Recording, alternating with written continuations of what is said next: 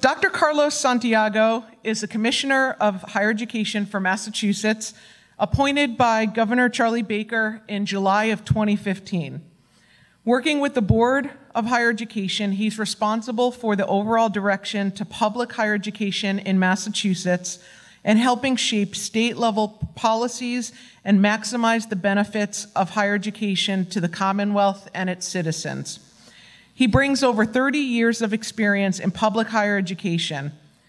Dr. Santiago is also the author or co-author of 6 books and has published dozens of articles and books reviews, of which many are focused on economic development and the changing socioeconomic status of Latinos in the United States. And on a personal note, after Hurricanes Maria and Irma struck Puerto Rico, I called Commissioner Santiago to talk about the impact on our community.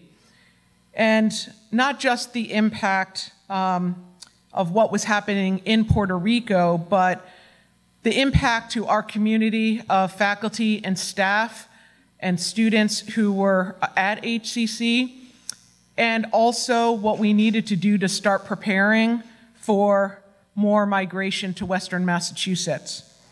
And in our initial discussion and several conversations after that, he was not only supportive, but he was a strong advocate and had already started talking to the folks in Boston and the Board of Higher Education about the need for us to be able to respond with some measures to be able to help with this transition. And he was instrumental in helping us get in-state tuition for Puerto Rico residents that were affected by the hurricanes and migrated up here for this semester. So thank you very much.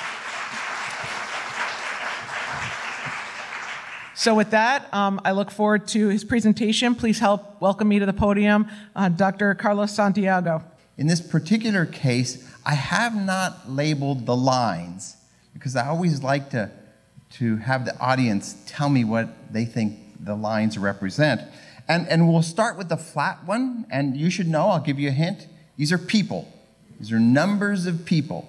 What do you think that represents? It represents the numbers of students in Massachusetts that are going from high school to college. That's going down.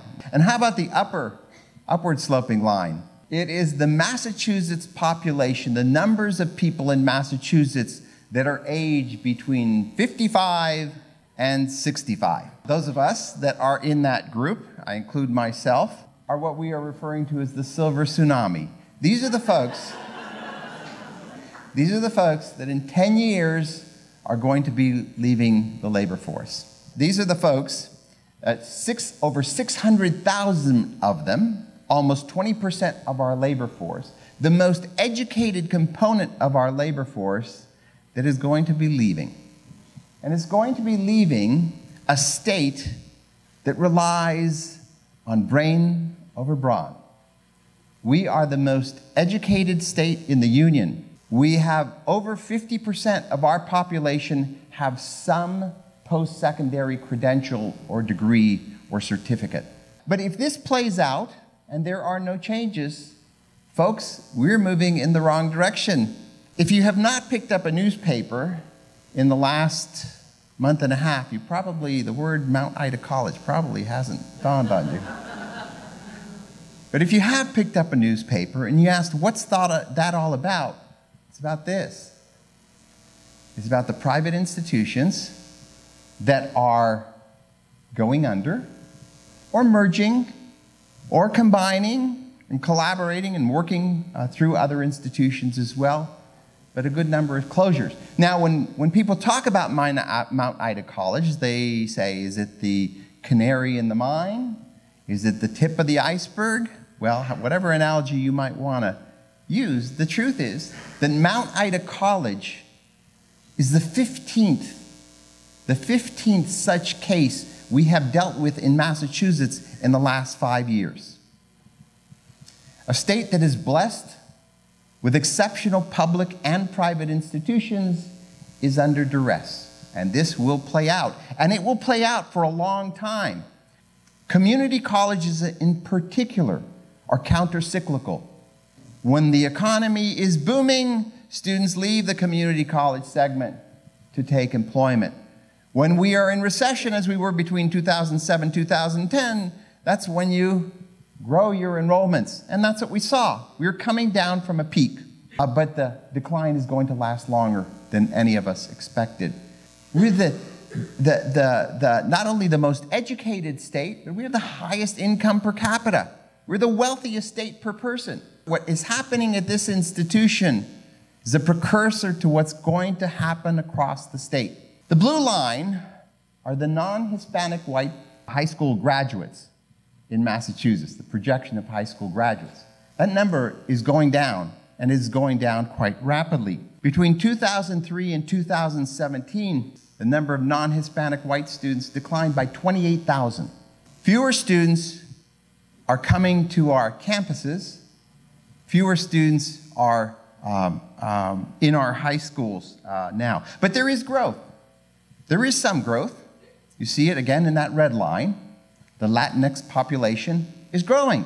That number I just gave you of the 28,000 student decline, the non-Hispanic white, is offset a bit by the 22,000 student increase among Latinx high school students. The argument I'm going to make is that the work that you're doing here is important to those students that are coming to your campuses and will increasingly come to your campuses. They're coming in with different backgrounds. They're coming in largely from underserved school districts, and they come in with gaps. These gaps that you see portrayed here, I could go back to childbirth. I could go back and look at birth weight gaps, and you're going to find birth weights vary among groups by ethnicity and race. And I could go and look at third grade reading scores, and you're going to find, lo and behold, there are gaps by ethnicity and race. And I could look at gaps at MCAS scores, and I'd find the same result. And I could look at gaps at high school graduation rates, and though increasing, there are gaps. And I could look at college going rates, enrollment in college, retention rates, graduation rates, all along the life cycle spectrum, there are gaps. These students are coming to your doors. Some of them are coming where English is not their first language. They're coming from school districts that didn't quite give them the kind of skills that they need to be successful walking in your door on day one. There is a report. The report was about Latino gaps. And the headline is going to be, Massachusetts higher education, including public higher education, has the highest Latino gap in the nation. This coming from the state that prides itself on education, from a state that prides itself on its innovation economy, and from a state that prides itself, rightfully so, on what it does in general for education. But we have challenges. We also rank 6th in terms of the inequality of all the states. So we are a wealthy state, but we are an unequal state. There's a lot of work to do. It's important to know the issues we confront. It's important to know how best we can address this reality that we face. This gives you a sense of how some of our institutions appear. At the onset, I'd look at Berkshire and Greenfield, and the number of Latinx students at those institutions is relatively small. So, if you look at the institutions that are Hispanic serving institutions or going to become Hispanic serving institutions, that's where a lot of the work has to happen. And the way to view this graph, you really want to be in that top upper quadrant where you have high graduation rates and lower gap. We know what are the things that can improve this situation. There are models, there are things that your panel is talking about that are spot on. You can't have success for all without equity. The initiatives presented here today are but a sample of ways in which HCC has sought to serve our diverse student population. The MAS program works with 3 different groups. We work with transitioning ESL students, we work with international students, and our largest community is transitioning high school students. Holyoke Community College's Bridging Cultures project had the mission to design and integrate Latinx studies curricula into HCC's humanities and social sciences courses. In partnership with the Center of Latin American, Caribbean, and Latino Studies at the University of Massachusetts Amherst, a series of 3 seminar institutes were designed, followed by meetings in the academic year, and supplemented by yearly lecture series by visiting scholars. If you can take the student that needs the most help and lift that student's achievement, everyone will benefit.